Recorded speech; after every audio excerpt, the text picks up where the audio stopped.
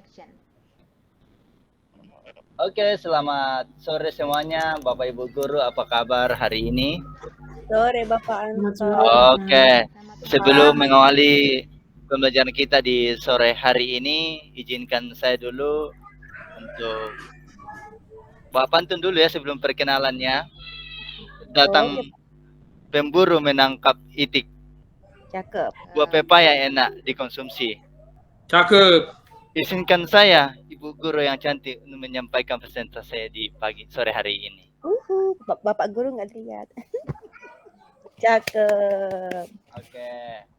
Jadi Bapak Ibu, ini adalah perkenalan singkat saya di sore hari ini. Perkenalkan, saya Antonius Andasimo, tempat tugas saya di SMA Negeri 1 Agastu, Kabupaten Asmat, Papua Selatan.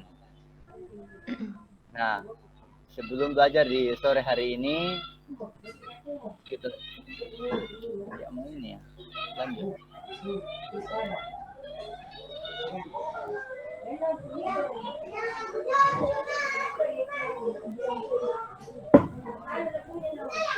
Oke, ini adalah kesempatan kita belajar di sore hari ini. Yang pertama, kita konsentrasi penuh supaya bisa mengikuti materi. Kemudian on kamera.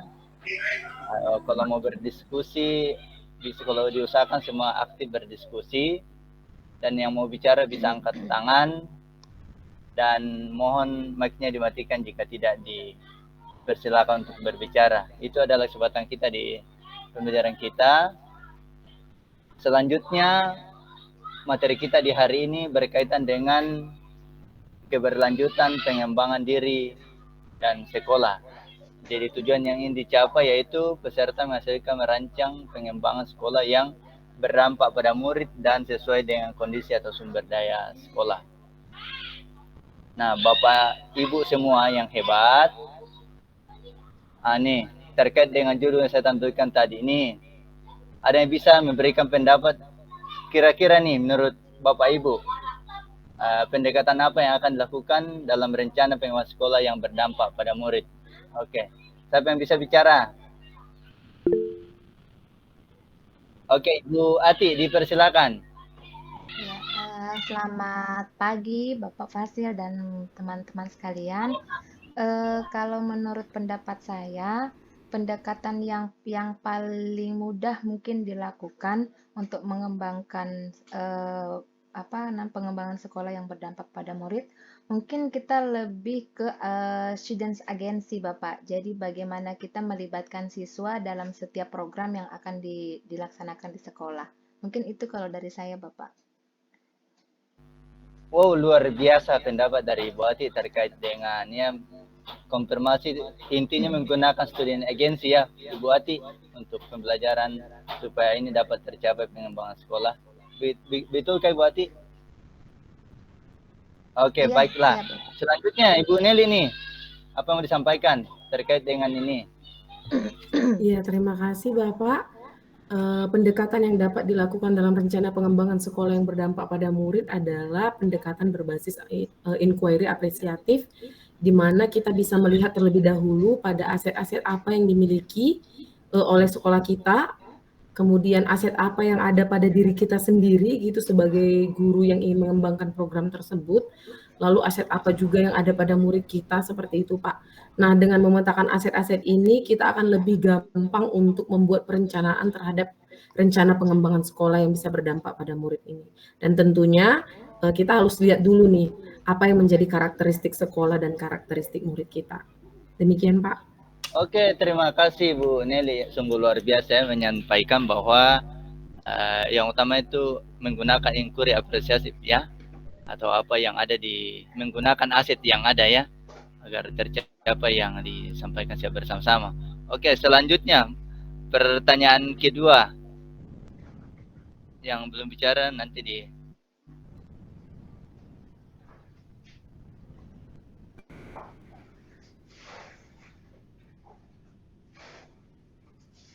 Oke, ini Bapak Ibu, ini pertanyaan, menurut Bapak Ibu seperti apa sih peran kepemimpinan yang ideal dalam memanfaatkan sumber daya yang ada di dalam dan sekitar sekolah?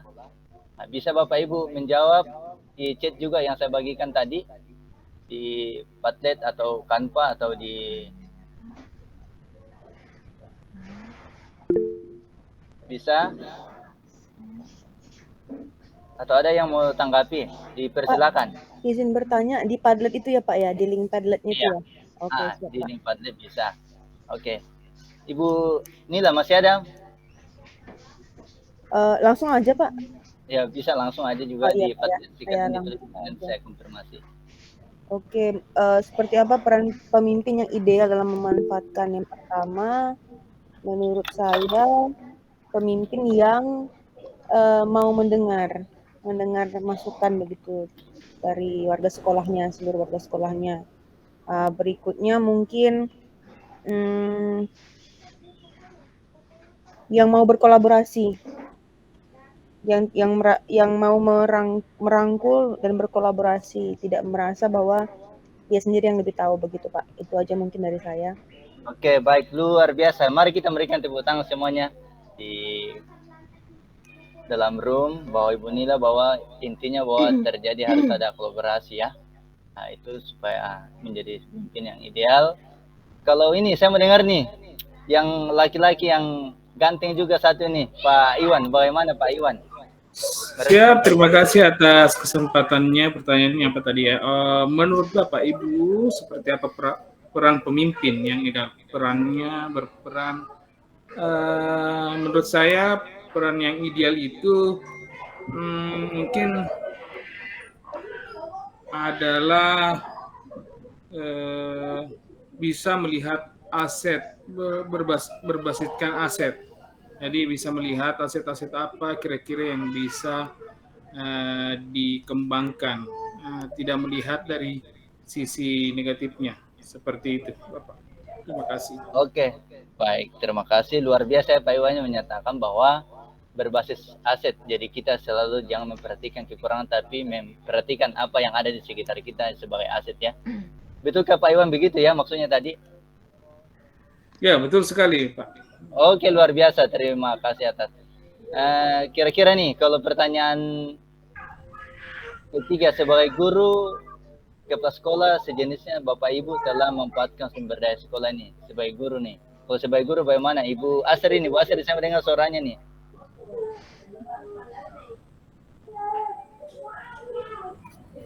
Ya, baik. Terima kasih Bapak Fasilitator. Menurut saya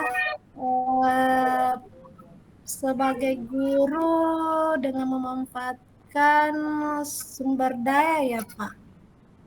Ya. Betul Pak. Mohon. Ya. Jadi sumber daya bagaimana maksudnya Ibu? Ya, maksud Asri, saya Pak Anton sudah betul pertanyaannya. Sejauh mana memanfaatkan sumber daya dihubungkan dengan kita sebagai guru ya, seperti itu ya Pak? Betul Ibu Asri. Menurut saya kita sebagai guru dalam memanfaatkan sumber daya itu dalam melakukan proses pelajaran di kelas, kita bisa memanfaatkan pertama lingkungan sekitar sekolah dalam proses pembelajaran kita sebagai guru. Di mana menurut saya anak-anak itu juga akan merasa senang jika dibawa keluar lingkungan sekitar. Kemudian yang kedua menurut saya yaitu dengan melihat apa yang ada di sekolah. Misalnya kalau ada perpustakaan, maka kita gunakan perpustakaan yang ada. Kemudian mungkin yang ketiga, jika ada lab misalnya, lab komputer, maka kita gunakan lab komputer dalam proses pembelajaran kita. Jadi bisa menggunakan digital pada saat proses pembelajaran. Seperti itu menurut saya Pak Anton. Terima kasih. Oke, luar biasa ya. Saya konfirmasi ulang bahwa memanfaatkan lingkungan alam yang ada di sekitar sumber daya merupakan aset ya. Selanjutnya itu bisa agar anak-anak lebih semangat kalau berada di luar luar kelas ya, belajar intinya pada begitu. Kemudian bisa memanfaatkan perpustakaan atau lab komputer sebagai pembelajaran berbasis digital. Oke, nih saya mendengar dari Bu Nila nih. Kalau Bu Nila bagaimana nih? Masih pertanyaannya sama ya Pak ya? Ya. Sejauh saya dan teman-teman sudah memanfaatkan sumber daya sekolah, yaitu ya dengan aset manusianya ya Pak ya. Kami sudah memanfaatkan seluruhnya, bahkan dengan OSIS misalnya begitu, aset lingkungan. Kami memanfaatkan lingkungan untuk belajar, tidak hanya dalam ruangan kelas, tapi kami juga sudah memanfaatkan sekitarnya. Selain aset manusianya yang merupakan warga sekolah, kami juga mengajak pihak lain untuk berkolaborasi. Mungkin ada kegiatan-kegiatan tertentu, mengajak pihak lain, mungkin kayak dinas kesehatan atau lingkungan hidup untuk bekerjasama dalam kegiatan-kegiatan tertentu. Demikian Pak, terima kasih. Oke, sungguh luar biasa ya menambahkan dari Ibu Asri tadi terkait dengan lingkungan, ditambahkan oleh Ibu Nila menggunakan aset ya manusianya ya, kemudian lingkungan sosial ya, masyarakat di sekitarnya. Oke, terima kasih. Kalau Ibu Nelly bagaimana?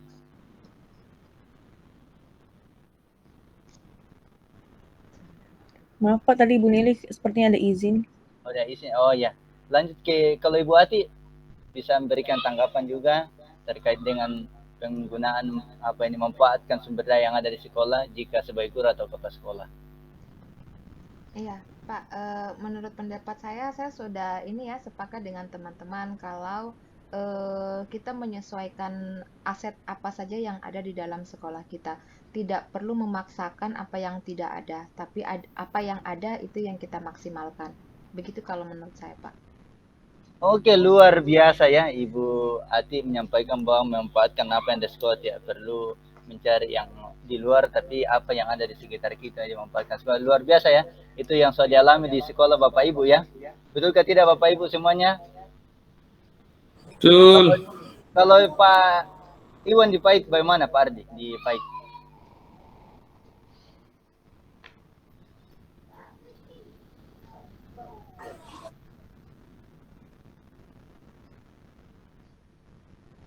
Bisa juga ditulis di ini pamflet yang saya buat supaya ini bisa dikomentari di situ.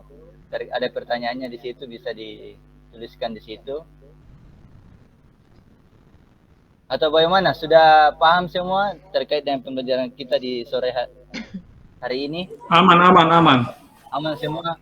Ya, aman. Oke, kalau begitu, siapa yang bisa memberikan kesimpulan terkait dengan pembelajaran kita di sore hari ini tentang pemanfaatan sumber daya yang berdampak pada murid yang ada di sekolah Bapak Ibu terkait dengan penyampaian tadi semuanya. Siapa yang bisa berikan kesimpulan?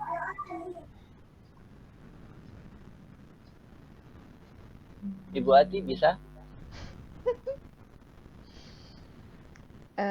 Kalau menurut pendapat saya, Pak, hal yang dapat memberikan dampak besar bagi sekolah kita yaitu bagaimana kita sebagai agen perubahan dapat memanfaatkan segala sumber daya yang ada di sekolah kita, aset-aset kita, baik itu aset yang hidup maupun yang mati ya.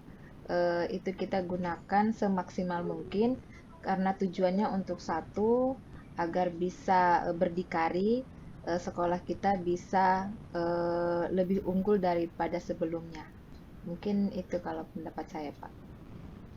Oke, luar biasa kesimpulan dari Ibu Atia terkait menggunakan sumber daya dan agar bisa berdikari ya untuk membangun sekolah agar dapat berdampak sama murid. Begitu ya rekan-rekan semuanya. Pak Ayung, bagaimana waktu masih adakah atau sesi ini sudah? Ya, 1,5 menit lagi. Oke, ya. Masih ada yang terakhir memberikan respon sebelum kita akhiri pembelajaran kita hari ini? Cukup Pak Aman. Cukup Ibu Nila? Aman Pak, saya sudah paham sepertinya dari hasil diskusi kita. Terima kasih. Oke, terima kasih rekan-rekan semuanya. Bapak Ibu sudah menyampaikan pendapatnya mulai dari pertanyaan pertama, kedua sampai ketiga. yang tujuannya untuk berdampak pada murid yang ada di sekolah kita masing-masing ya. Mungkin saya akhiri pertemuan kita di sore hari ini, dan saya Ada pantun lagi kok Pak. banyak terima kasih. Pantun tidak ada lagi. Jadi teman-teman sampaikan kesimpulan dan diakhiri terima kasih. Selamat sore semuanya. Terima Semangat kasih Bapak. dalam pelajaran di sore hari. Terima kasih. Sampai jumpa. Sampai jumpa. Oke.